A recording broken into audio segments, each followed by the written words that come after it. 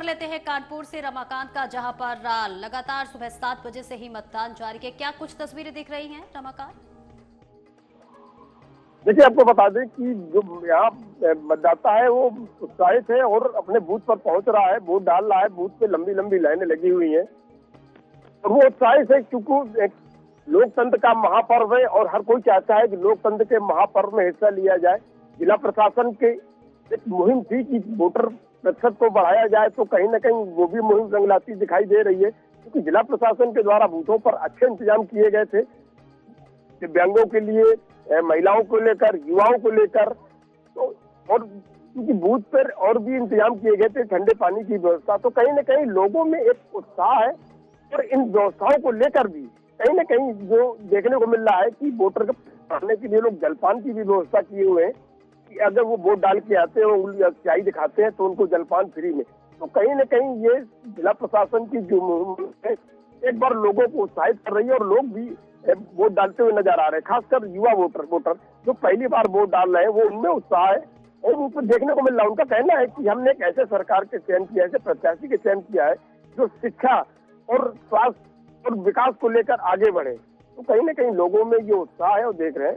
कानपुर देहात में जो अकबरपुर की विधायिका है, यूपी सरकार बूथ पर पहुंची, उन्होंने वोट डाला। उनके पति पूर्व सांसद दैनिक शुक्ला वारसी जी, उन्होंने भी वोट डाला है और एक मैसेज दे रहे हैं लोगों को, अपील भी करते जा रहे हैं कि ज्यादा से ज्यादा मत हो, ज्यादा से ज्यादा लोग निकले और मतदान करें। जैसे लगातार मतदान जारी है, लगभग 3 घंटे से ज्यादा वक्त हो चुका है, मतदान प्रक्रिया जारी है। क्या अभी फिलहाल ऐसी कोई जानकारी सामने आई है, कितने प्रतिशत मतदान हो चुका है 3 घंटे में? अगर कानपुर देहात की बात करें तो कानपुर देहात की जो 3 विधानसभा है, सिकंदरा, अकबरपुर और रसूलाबाद, तीनों में लगभग 12.7% का मतदान अब तक हो चुका है। और क्योंकि एक कड़ाके की धूप है, गर्म है, लेकिन इसके बावजूद भी लोग घरों से निकलकर लाइन में लगे वोट डाल रहे हैं। इससे महसूस हो रहा है कि जो परसेंटेज है वो बहुत अच्छा होगा और लोग अच्छा मतदान कर रहे हैं।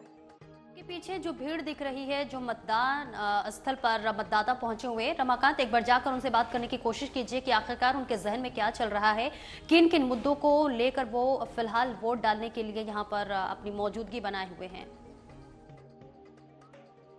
जी बिल्कुल, हम उन मतदाताओं के पास पहुंचेंगे, एक बार हम उनसे बात करेंगे। क्या तक मिलाओ जो अभी वोट डाल के पहुंच रहे हैं, हम उनसे एक बार बात करने का प्रयास करते हैं। अरे चाचा, अरे चाचा,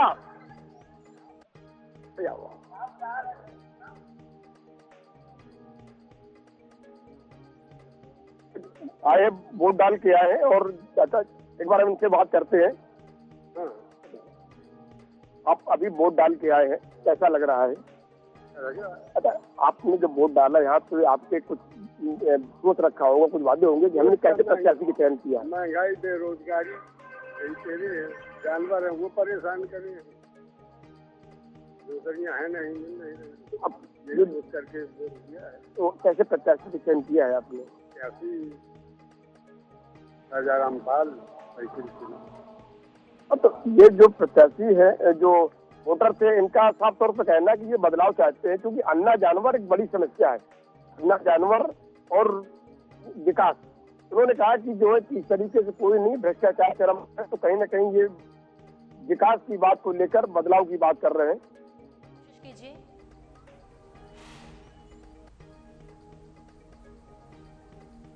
अगर आपके पास इस वक्त हम तस्वीरों में देख पा रहे हैं कि आपके पीछे कुछ महिलाएं भी मौजूद हैं, उनकी मौजूदगी भी साफ तौर पर देखने को मिल रही है। तो एक बार महिलाओं से बात करने की कोशिश कीजिए, क्योंकि जो मुद्दे होते हैं महिलाओं और पुरुषों के अलग अलग होते हैं। तो आखिरकार जो महिलाएं यहाँ पर आई हुई है, मौजूदगी है जिनकी, आखिरकार उनके क्या कुछ मुद्दे हैं, उनके जहन में क्या कुछ चल रहा है, क्योंकि कहीं ना कहीं जो महिलाएं होती हैं स्थानीय मुद्दे उनके लिए ज्यादा महत्वपूर्ण रखती है। तो अभी जो महिलाएं यहाँ पर मौजूद है उनसे जानने की कोशिश कीजिए कि क्या उन्होंने स्थानीय मुद्दों को देखकर वोट डाला है या फिर राष्ट्रीय मुद्दे उनके लिए ज्यादा महत्वपूर्ण है। अभी क्या नाम है आपका? आप वोट डालने आए, वोट डाल दिया? अच्छा, वोट डालना है, किस तरीके का प्रत्याशी चयन किया है?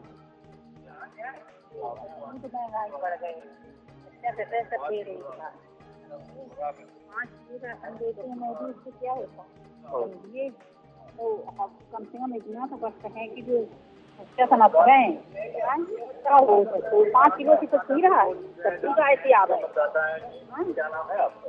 तो ये सब चीजें मिलना चाहिए। ठीक है।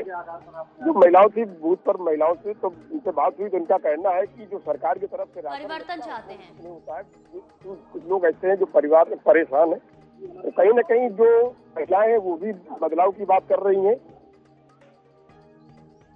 अगर जिक्र युवाओं का कर ले तो युवाओं के जहन में क्या कुछ चल रहा है, क्योंकि खासतौर से जो युवा होते हैं उनके जहन में रोजगार को लेकर ये मुद्दा होता है, क्योंकि अग्निवीर योजना की बात कर ले या फिर तमाम मुद्दों का जिक्र कर ले जो बीजेपी की तरफ से चलाया गया, लेकिन वही विपक्ष लगातार ये आरोप लगाती है कि जो रोजगार का मुद्दा है वो बीजेपी कहीं ना कहीं युवाओं के इस मुद्दे को पूरा करने में खरा नहीं उतर पाई है। तो इस बार का जो युवा है उनके जहन में क्या कुछ चल रहा है?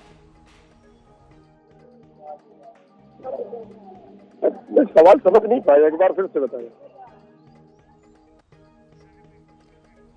सवाल ये है रमाकांत की जो इस बार जो मतदाता हैं, जो खासतौर से युवा का जिक्र कर ले, यूथ का जिक्र कर ले, फर्स्ट वोटर का जिक्र कर ले, उनके जहन में क्या कुछ चल रहा है? क्योंकि लगातार विपक्ष भी आरोप लगाती रहती है कि जो बीजेपी की तरफ से अग्निवीर योजना का जिक्र कर ले या फिर तमाम मुद्दों का जिक्र कर ले जो युवाओं के लिए लगातार बीजेपी की तरफ से लाया गया, लेकिन कहीं ना कहीं ये भी देखने को मिला कि युवा इससे खुश नहीं है, क्योंकि लगातार हमने ये भी तस्वीरें दिखाई अपने चैनल के माध्यम से और ये भी तस्वीर देश के कोने से आई कि जो युवा हैं लगातार प्रदर्शन कर रहे हैं, वो बीजेपी के कार्यकाल से खुश नहीं है।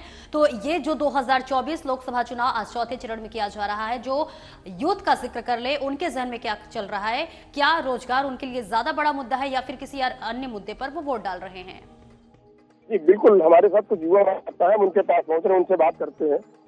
क्या नाम है आपका? प्रिया गुप्ता जी, आप पहली बार से वोट डालने होंगे, तो आप क्या लगा, कैसा लगा आपको?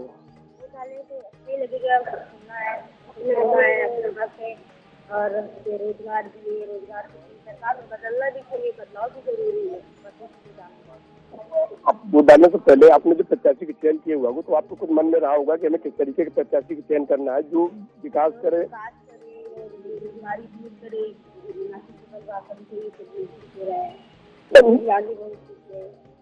नौकरी की बात हो रही थी अभी आपने की, तो जैसे कि बताया कि नौकरी नहीं मिल रही है तो वो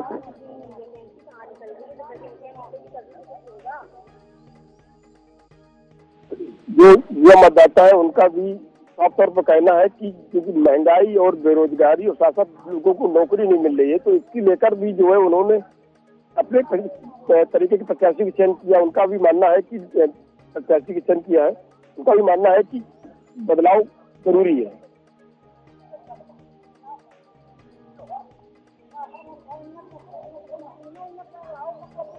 कोने से आ रही है, लगातार किसान प्रदर्शन कर रहे हैं, बीजेपी की तरफ के लिए लगातार आरोप लगाते हैं कि जो एमएसपी का जिक्र कर ले या फिर तमाम बातों का जिक्र करते हुए वो बिल्कुल भी खुश नहीं है। तो सवाल ये है कि क्या जो किसान है वो जो है तत्कालीन प्रधानमंत्री के कार्यकाल से खुश है या फिर जो राहुल गांधी की तरफ से लगातार ये कहा जा रहा है कि उनकी आय दोगुनी की जाएगी।